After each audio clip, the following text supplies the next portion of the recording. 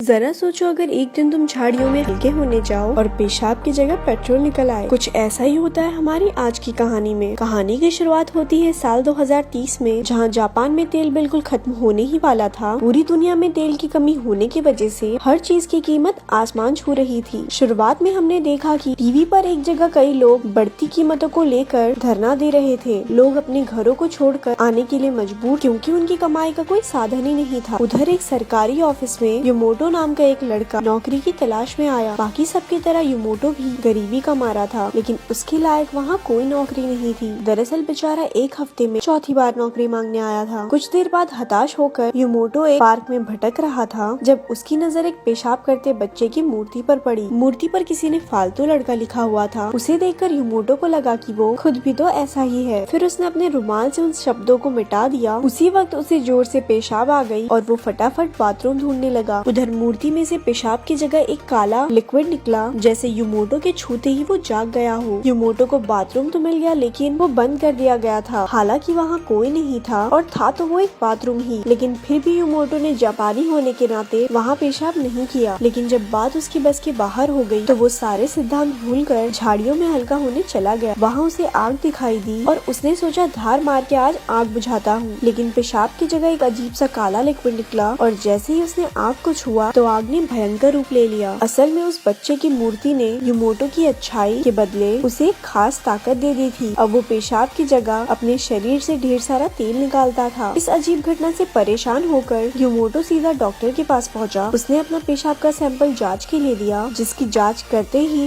Doctor हक्का बक्का रह गया। युमोटो ने पूछा, डॉक्टर साहब सब ठीक तो है ना? लेकिन डॉक्टर ने युमोटो को इंतजार करने को कहा और वहाँ से चला गया। कुछ देर बाद वो दो आदमियों के साथ लौटा और वो युमोटो को जबरदस्ती उठाकर ले गए। ये लोग दरअसल साइंटिस्ट थे जो अब युमोटो के पेशाब की जांच करेंगे। युमोटो ने उन्हें समझाने की बहुत कोशिश की कि वो बस एक आम आदमी है जो घर जाना चाहता है, लेकिन वो उसे जबरदस्ती वैन में बिठाकर ले गए। लैब जाते हुए युमोटो को फिर से पेशाब आया तो उनमें से एक आदमी उसे सुनसान जगह ले गया। युमोटो एक पेड़ पर पेशाब करने लगा और वो आदमी उस पर नजर रखे हुए था। तभी युमोटो ने देखा कि पेशाब उस आदमी की ओर बह रहा था। उस आदमी ने अपनी सिगरेट निकाली और अचानक उसका लाइटर नीचे गिर गया। लाइटर सीधा जाकर युमोटो के निकाले तेल पर गिरी, जिससे भयंकर आग लग गई। आग ने उस आदमी को अपनी चपेट में ले लिया और उसकी चीखें सुनकर उसका साथी उसे बचाने दौड़ा। युमोटो भी ये देखकर हैरान रह गया, लेकिन वो मौके का फायदा उठाकर वहाँ से भाग गया। पूरी रात भागने के बाद सुबह युमोटो एक छोटे से गांव में पहुंचा और थक कर बेहोश होकर गिर गया। तभी एक लड़की ने उसे देखा और उसे उठाकर अपने घर ले आई। जब युमोटो की आँख खुली तो उसने एक बूढ़े आदमी को उसे घूरते हुए देखा। डरकर युमोटो ने उससे पूछा, अरे दद्दू कौन हो? तो आदमी ने बताया कि वो इस गांव का सरपंच है। तभी जिस लड़की ने उसे बचाया था वो कमरे में खाना लेकर आई। उसका नाम जियाकू है और वो मेयर के साथ काम करती थी। वो लड़की बेहद खूबसूरत थी। खाना देखते ही युमोटो उस पर जानवर की तरह टूट पड़ा, क्योंकि उसने एक दिन से कुछ भी नहीं खाया था। बाद में सरपंच अपने साथियों के साथ युमोटो को खेत दिखाने ले गया। उसने कहा कि जब से देश में तेल खत्म हुआ है तो किसान ट्रैक्टर का इस्तेमाल नहीं कर पा रहे। इसी वजह से सारे गाँव की जमीन बंजर हो चुकी है। गाँव के सारे जवान लोग नौकरी ढूंढने टोक्यो चले गए और वहाँ बस बूढ़े लोग और जानवर ही बचे हैं। ये सुनकर युमोटो काफी उदास हो गया। अब उसने अपने शक्तियों के इस्तेमाल से गांव वालों की मदद करने का फैसला किया। उसने एक खाली बोतल उठाई और पास की झाड़ियों में चला गया। सरपंच और जियाकू उसे हैरानी से देखने लगे और जैसे ही उसने बोतल में तेल भरा, सरपंच ने जियाकू की आंखें बंद कर दी। इसके बाद युमोटो ने सारा तेल ट्रैक्टर में डाला और चाबी घुमाते ही ट्रैक्टर चलने लगा। ये देखकर सबकी आंखें खुली की खुली रह गई। फिर युमोटो वहाँ से जाने लगा, लेकिन सरपंच ने उससे वहीं रुकने की गुजारिश की। अगले दिन सब उसे नौकरी देने के बहाने पुराने स्कूल में ले आए। युमोटो को लगा कि अब वो एक टीचर बनेगा, लेकिन सरपंच उसे एक सुनसान कमरे में ले गया और उसे सुमिको नाम की एक लड़की से मिलवाया। सुमिको उसके काम में उसकी मदद करेगी। उस पर युमोटो ने पूछा कि ये सब तो ठीक है, लेकिन मुझे करना क्या है? बेटा देख, तेरे दो काम है, सारा दिन भर भर के पानी पीना है और फिर उसको निकाल देना है, लेकिन नीचे से, ठीक है बेटा? ये बात सुनकर युमोटो थोड़ा झिझक रहा था, लेकिन आखिरकार वो मान गया। इसके बाद वो दिन भर कई लीटर पानी पीता और इसी तरह उसने तेल के कई डब्बे भर दिए। वहीं सुमिको उस पर नजर रखती और काम पूरा होते ही खुश खुश हो जाती। उसने एक दिन में 30 डब्बे भर दिए। युमोटो काफी खुश था क्योंकि उसने जिंदगी में पहली बार कोई ढंग का काम किया था। उसकी वजह से गांव के खेतों में फिर से फसल लहराने लगी। बहुत समय के बाद गांव में बस चलने लगी। एक दिन युमोटो ने दो बूढ़ी औरतों को गांव के तरक्की के बारे में बात करते सुना, जिससे उसे भी बहुत संतुष्टि मिली कि वो एक अच्छा काम कर रहा है। बाद में उसने अपने ऑफिस में जाकर फिर से काम शुरू कर दिया। कुछ देर बाद उसने 100 लीटर पूरे कर दिए और वहाँ से जाने लगा। लेकिन तभी सरपंच ने आकर उसे और तेल निकालने का ऑर्डर दिया। दरअसल अब उसके मन में लालच आ गया था। युमोटो ने जवाब दिया कि आज के लिए वो थक चुका है, बस बहुत हो गया। लेकिन सरपंच ने जबरदस्ती उससे तेल निकलवाया। शाम को युमोटो चाकू से मिला और दोनों ने अपनी जिंदगी के बारे में बातें की। जब युमोटो ने बताया कि उससे बहुत ज्यादा काम करवाया जा रहा है तो चाकू ने उसे समझाते हुए कहा कि सरपंच बहुत चालाक आदमी है, इससे बच के रहियो तू। लेकिन युमोटो के वजह से गाँव वाले काफी खुश थे। उधर स्कूल में नेशनल रिसर्च इंस्टीट्यूट से सिंजी नाम का एक आदमी आया। उसने पूछा कि अचानक ऐसा कौन सा जादू उनके हाथ लगा है जिससे रातों रात गांव में इतना तेल आ गया। लेकिन सरपंच ने उसे कुछ नहीं बताया। फिर सिंजी ने वापस जाने से पहले फिर से लौट के आने का वादा किया। अगले दिन काम पर अचानक लाइट चली गई तो युमोटो अकेले स्कूल में घूमने निकल पड़ा। रास्ते में उसे तेल की कुछ बूंदे दिखाई दी तो वो उनका पीछा करने लगा। आखिरकार वो एक स्टोर में पहुंचा जहां तेल के डब्बे रखे गए थे। इसके बाद उसे सरपंच की असली सच्चाई का पता चला कि वो तेल को जमा करके बाकी शहरों में महंगे दाम पर बेचना चाहता है। ये सुनकर युमोटो के पैरों तले जमीन खिसक गई। उसे यकीन ही नहीं हुआ कि सुमिको भी इस सब का हिस्सा थी। गुस्से में सुमोटो ने स्टोर से तेल लेकर गांव वालों में बांटने का फैसला किया। लेकिन इससे पहले ही सरपंच के आदमियों ने उसे कैद कर लिया। बाद में उसे बांधकर जबरदस्ती तेल निकालने को मजबूर किया गया। युमोटो ने मूतने से साफ इनकार कर दिया, लेकिन उन्होंने कहा कि अगर वो ज्यादा देर तक पेशाब रोक कर रखेगा तो उसका ब्लैडर ही फट जाएगा। उनके जाने के बाद भी युमोटो ने पेशाब रोकने की बहुत कोशिश की, लेकिन गुजरते वक्त के साथ मुश्किलें बढ़ती जा रही थी। अब उससे बिल्कुल कंट्रोल नहीं हो रहा था। तभी जाओको उसे छुड़ाने आ पहुंची। बिना समय गवाए दोनों जंगल की ओर भागे। कुछ ही देर में सरपंच और उसके आदमियों को भी इसकी भनक लग गई और वो उनका पीछा करने लगे। जंगल में उन्हें एक पेड़ पर कुछ तेल मिला जिससे वो समझ गए कि ये युमोटो का ही है। फिर एक आदमी ने तेल एक कुत्ते को सुंघाया और युमोटो के पीछे लगा दिया। दूसरी तरफ युमोटो और चाओकू एक सुनसान घर में पहुँचे जहाँ उन्होंने आग जलाई। चाओकू ने कहा कि गाँव वालों को युमोटो के तेल की बहुत जरूरत है। उसे बचाने के लिए वो लोग किसी भी हद तक जा सकते हैं। ये सुनकर युमोटो खुद को उन सब का गुनहगार समझने लगा क्योंकि वो वहाँ से दूर जा रहा था। गुस्से और फ्रस्ट्रेशन में उसने अपने ही गहनों को पीटना शुरू कर दिया ताकि उसका तेल बंद हो जाए। लेकिन जाओकू ने उसे रोक कर समझाया कि उसे तो एक वरदान मिला है, अपनी इस ताकत से वो पूरी दुनिया की मदद कर सकता है। ये सुनकर युमोटो का हौसला बढ़ा और उसने मूत कर सारी इंसानियत को बचाने का फैसला किया। इसके बाद ये दोनों एक दूसरे के करीब आ गए। उसी वक्त अचानक कैसे तेल की एक बूंद आई और आग में गिर गई। अगली सुबह सरपंच और उसके आदमी ने उन्हें पकड़ लिया, लेकिन उनके वहाँ से निकलने से पहले ही सिंजी अपने सैनिकों के साथ वहाँ घुस आया। उसने सरपंच से कहा कि युमोटो को उसके हवाले कर दे, लेकिन सरपंच ने ऐसा करने से साफ मना कर दिया। असल में सरपंच ज्यादा से ज्यादा तेल इकट्ठा करके अपने गाँव को एक नया देश बनाना चाहता था ताकि वो खुद राजा बन सके। उधर सिंजी ने बताया कि नेशनल रिसर्च इंस्टीट्यूट युमोटो पे रिसर्च करके तेल पैदा करने वाले और इंसान बनाना चाहती है। अगर ऐसा हो गया तो जापान पूरी दुनिया में तेल बेचकर दुनिया का सबसे ताकतवर देश बन जाएगा। इन दोनों के लालच भरे सपने सुनकर युमोटो का गुस्सा 7वें आसमान पर था। उसने सबसे कहा कि तेल लड़ाई करने के लिए नहीं, लोगों की जिंदगी को आसान बनाने के लिए है। ये कहकर उसने एक जलती हुई लकड़ी उठाकर सिंजी के ओर बढ़ा। सिंजी उसकी हरकतों पर हंसने लगा, लेकिन जब युमोटो लकड़ी पर पेशाब करने के लिए तैयार हो गया तो सबके सब डर गए। सब उससे रुकने की मिन्नतें करने लगे, लेकिन युमोटो ने जलती हुई लकड़ी पर पेशाब कर दिया। लेकिन ये क्या, धमाका होने की बजाय पेशाब से लकड़ी बुझ गई। हैरान होकर युमोटो ने एक और बार कोशिश की, लेकिन कुछ नहीं हुआ। आखिरकार उसे एहसास हुआ कि उसकी शक्तियाँ खत्म हो चुकी है। ये देखकर सरपंच और सिंजी भी दोस्त बन गए क्योंकि अब लड़ाई के लिए कुछ बचा ही नहीं था। ये जो अपने गहने पर मुके दे रहा था ना पहले, उसी से मशीन खराब हुई है। कुछ साल बाद युमोटो अब भी उसी गाँव की भलाई के लिए काम कर रहा था। उसने जाओकू से शादी कर ली और दोनों का एक बेटा था। अचानक उसके बेटे के पेशाब में से अजीब सा लिक्विड निकला जो शायद इंसानों को समय में आगे पीछे भेजने की शक्ति रखता था। और इसी के साथ कहानी खत्म हो गई। ऐसी और स्टोरीज सुनने के लिए हमारे पेज को लाइक करें। धन्यवाद।